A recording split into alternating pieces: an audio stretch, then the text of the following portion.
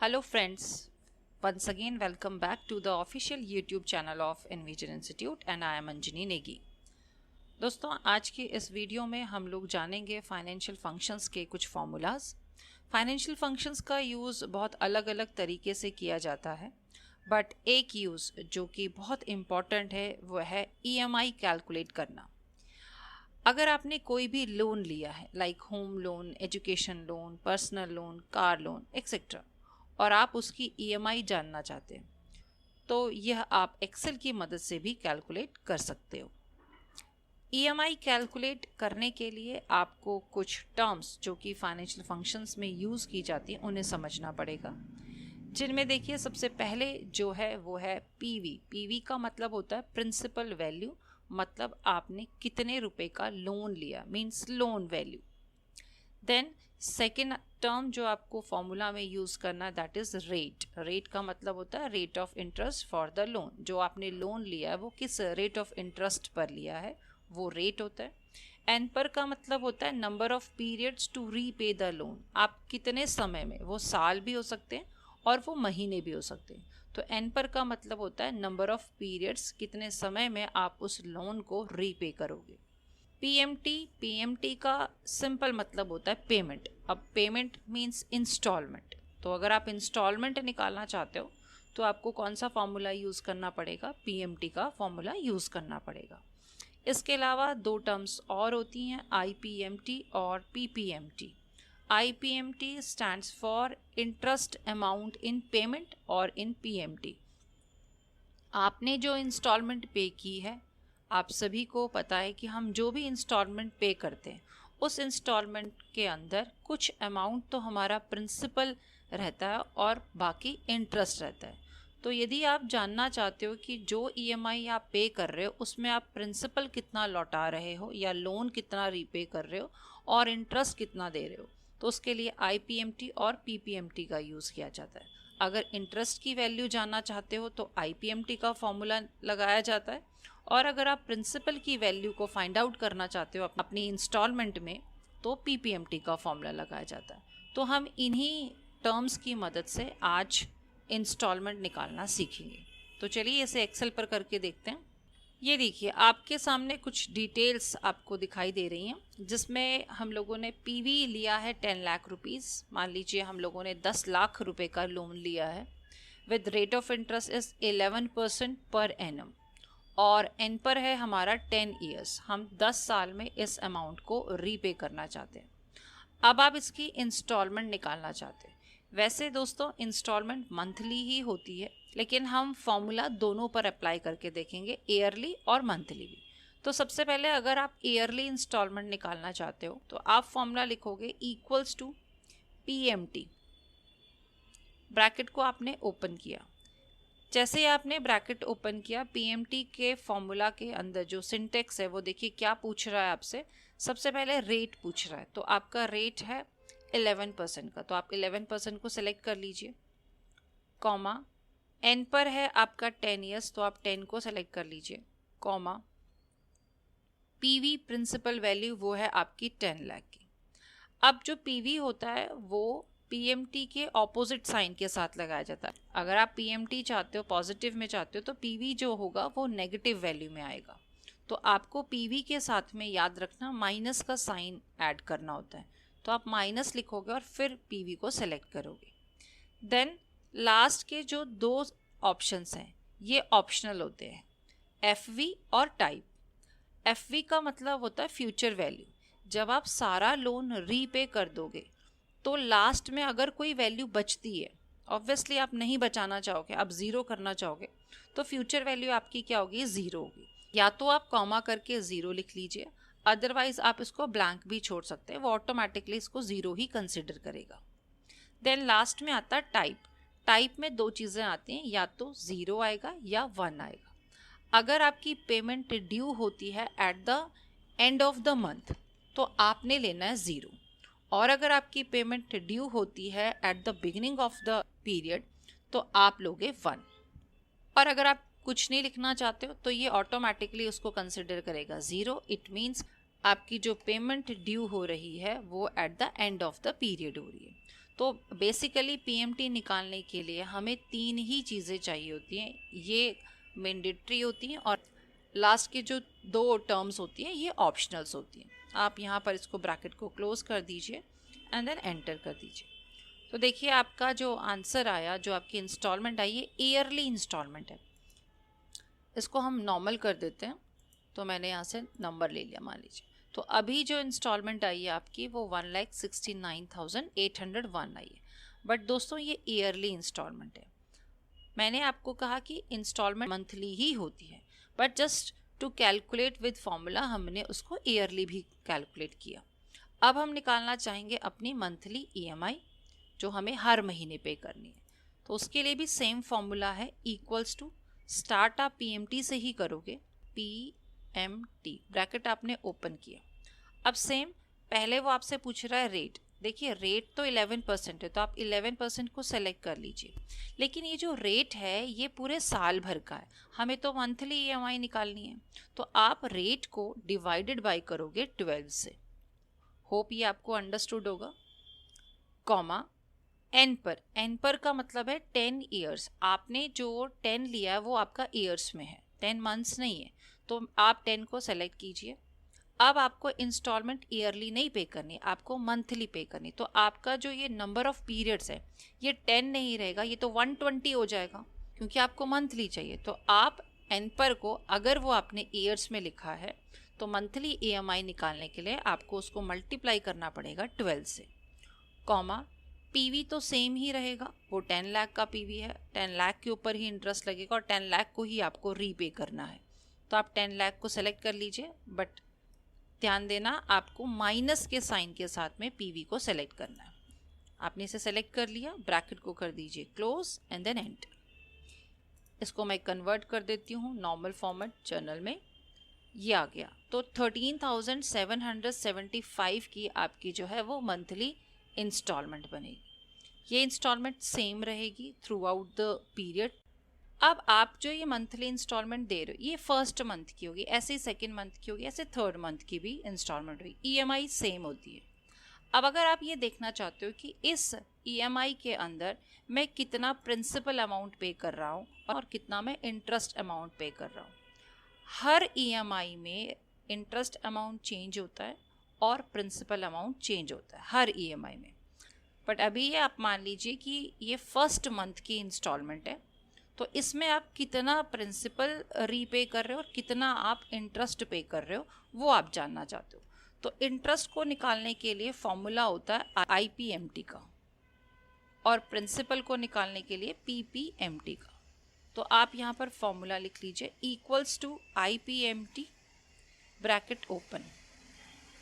Rate क्या आपका 11% है, बट अगेन ये 11% 1 ईयर का है, तो आप इसको डिवाइडेड बाय 12 कर दोगे। कॉमा पर का मतलब होता है किस पीरियड के लिए। फर्स्ट मंथ आप मंथली इंस्टॉलमेंट निकाल रहे हो, तो फर्स्ट मंथ का जानना चाहते हो आपकी फर्स्ट मंथ में मेरा इंटरेस्ट कितना गया, तो आप यहाँ पर 1 लिखिए। कॉमा एन पर का मतलब होता अगेन आपका नंबर ऑफ पीरियड्स, वो 10 था, बट अगेन ये ईयर्स में है, आपको इसको मंथ में कन्वर्ट करना है, तो आप मल्टीप्लाई 12 लिख लीजिए। Comma minus PV, again 10 lakh rupees है आपका पीवी, ब्रैकेट को किया आपने क्लोज एंड देन एंटर। तो आप जो इंटरेस्ट का अमाउंट पे कर रहे हो वो 9,166.67 है। मीन्स 13,775 की जो ईएमआई पे कर रहे हो उसमें 9,166 रुपीज़ तो आपका इंटरेस्ट ही है। पीपीएमटी निकालना चाहते हो मीन्स प्रिंसिपल कितना है, तो आप ईएमआई में से इंटरेस्ट को माइनस कर दीजिए तो ऑटोमेटिकली पीपीएमटी आएगा।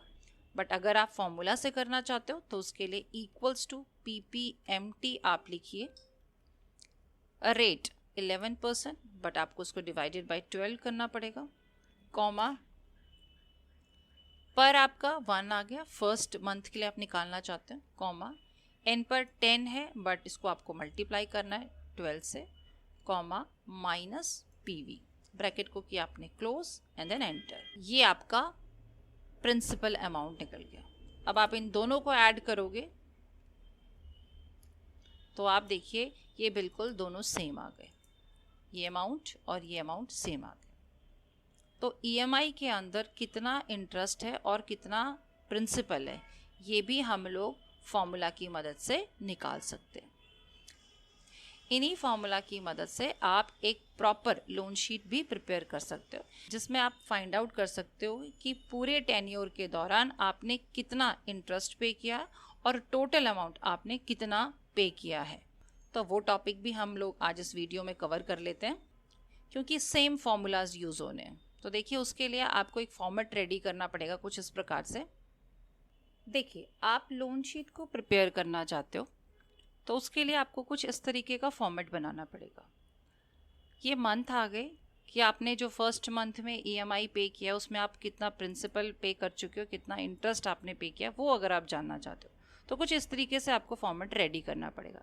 इसमें हमने मंथ लिख दिए 1। अब जैसे हमारा टाइम पीरियड है 10 ईयर्स का, तो अगर मैं इसको मंथ में कन्वर्ट करूँ तो 120 मंथ्स आते हैं आपके। तो 1 से लेकर 120 तक आपने यहाँ पर काउंटिंग ड्रैग कर लेनी है। ये आ गया 120 तक।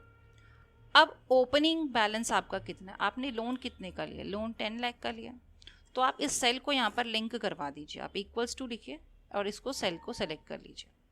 अब हर साल तो ये ओपनिंग नहीं रहेगा, ये चेंज होता रहेगा, तो आप इसको फिक्स नहीं करेंगे। एक्सेल में किसी भी सेल को अगर हमें फिक्स करना होता है तो उसकी शॉर्टकट होती है F4।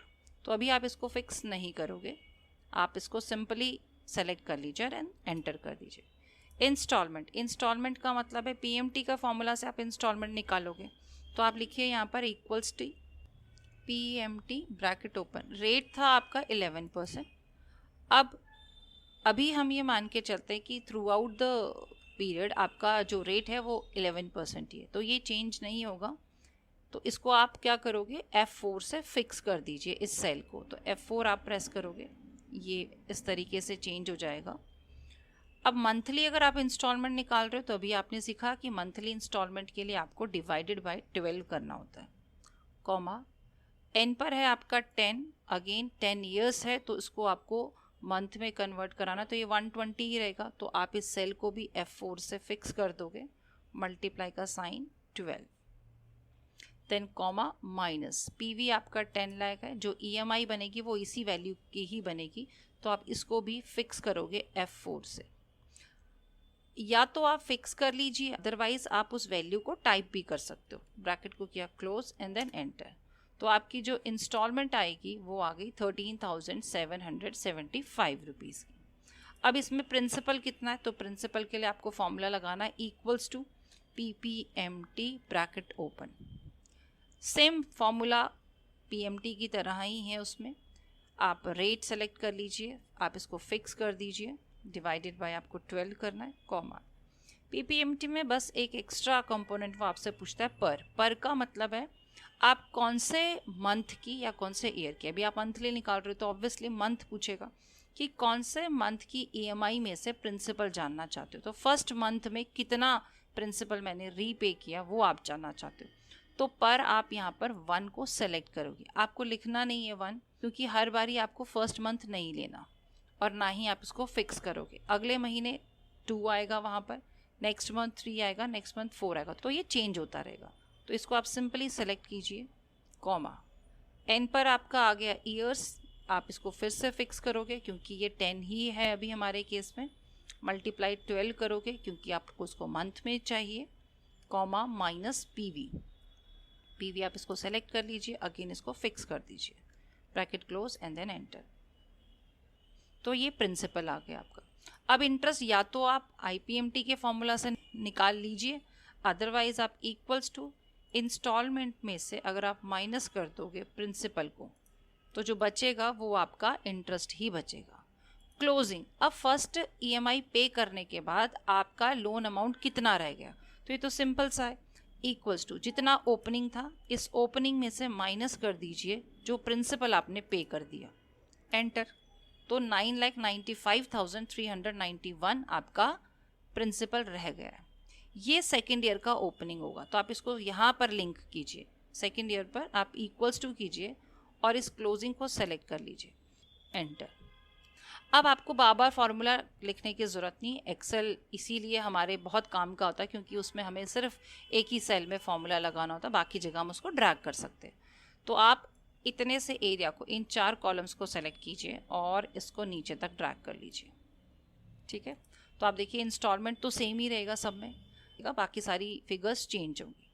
अब आप क्या करोगे, अब आप इस पूरी रो को ऐसे सेलेक्ट कीजिए और 120 तक आप इसको ड्रैग कर लीजिए। या तो आप इसको ड्रैग कर लीजिए, अदरवाइज आप यहीं पर डबल क्लिक करोगे तो आप देखोगे कि आपका जो लास्ट इंस्टॉलमेंट जब आप रीपे कर दोगे, बैलेंस आपका जो क्लोजिंग बैलेंस है वो 0 हो गया। ये 0 हो गया, इट मीन्स आपने फॉर्मूला सारे सही लगाए। अब आपको अगर ये सिंबल इस पर अच्छा नहीं लग रहा तो ये तो बहुत ही बेसिक सी चीज़ है कि आप इसकी फॉर्मेटिंग यहाँ से हटा सकते हो। आप इसको सेलेक्ट कर लीजिए और यहाँ जनरल में जाकर आप इसको नंबर फॉर्मेट में रख लीजिए। तो देखिए आपकी इंस्टॉलमेंट सेम होती है, और ऐसा ही होता है जब हम लोग लोन लेते हैं, उसकी जब EMIs होती हैं वो सेम होती हैं। बट हर EMI में आप देखोगे आपका प्रिंसिपल अलग है और आपका इंटरेस्ट अलग आ रहा है।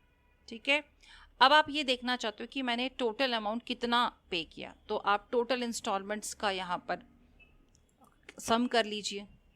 ऑल्ट इक्वल्स टू शॉर्टकट लगाया तो टोटल आपने जो पे किया वो 10 लाख के लोन को रीपे करने के लिए आपने 16,53,000 दिया। प्रिंसिपल आप इसको जब सम करोगे तो देखिए 10 लाख का 10 लाख आ गया, आपने 6,53,000 का इस पर इंटरेस्ट पे किया है। तो इस तरीके से आप लोग लोन शीट भी प्रिपेयर कर सकते हो अपने आप ही, और टाइमली चेक कर सकते हो कि अब आपका जो आउटस्टैंडिंग अमाउंट है वो कितना रह गया है EMIs पे करने के बाद में। आई होप आपको आज का वीडियो समझ में आया होगा और आपके लिए बहुत ही हेल्पफुल रहा होगा। प्लीज़ कमेंट करके मुझे बताइए कि आपको आज की वीडियो कैसी लगी। अगर आपको वीडियो अच्छी लगी तो इसे लाइक कीजिए, शेयर कीजिए, और अगर आप चैनल पर न्यू हैं तो प्लीज़ चैनल को सब्सक्राइब करना ना भूलें। Thank you so much for watching this video.